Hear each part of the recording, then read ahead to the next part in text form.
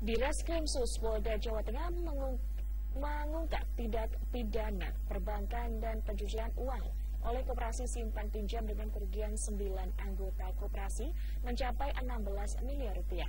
Dalam pengungkapan kasus ini, polisi menetapkan pimpinan Koperasi Simpan Pinjam KSPGMG Kabupaten Kudus sebagai tersangka. Petugas juga mengamankan 12 sertifikat tanah yang berlokasi di Kudus dan Grobogan yang diduga merupakan hasil TPPU. Ditreskrimsus Polda Jawa Tengah akhirnya menetapkan pimpinan Koperasi Simpan Pinjam KSPGMG Kabupaten Kudus berinisial AH sebagai tersangka kasus tindak pidana perbankan dan tindak pidana pencucian uang atau TPPU. Penetapan tersangka berdasarkan atas laporan 9 anggota koperasi yang mengalami kerugian atas simpanannya hingga mencapai 16 miliar rupiah. Adapun total dana yang telah dihimpun koperasi yang telah dinyatakan pilot sejak awal 2022 mencapai 267 miliar rupiah dari 2.600 anggota koperasi. Adapun modus tersangka dalam menjalankan tindak pidana yang terjadi, yakni menghimpun dana masyarakat dengan menjanjikan bunga tinggi antara 12 dan 15%. Hal tersebut tidak sesuai dengan aturan perbankan yang hanya membatasi pemberian bunga 3-4%. Oleh tersangka, sebagian dana yang dihimpun diduga digunakan untuk keperluan pribadi seperti membeli aset tanah, kendaraan bermotor hingga saham. Dia sudah beroperasi dan merupakan salah satu pemrakasa pendirinya Koperasi KSP tersebut.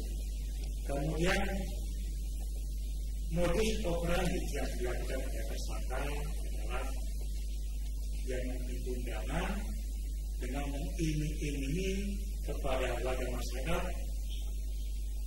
bunga daripada perbankan itu sebanyak 12% sampai dengan 15% per tahun.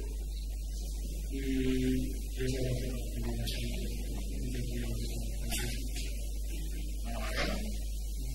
bahkan seluruh yang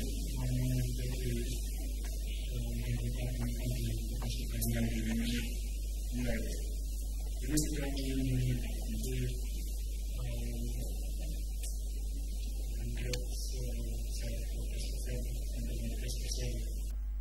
dari pengungkapan kasus tersebut, penyidik Direskrimsus Polda Jawa Tengah mengamankan 12 sertifikat tanah yang berlokasi di Kudus dan Grobogan dari tersangka.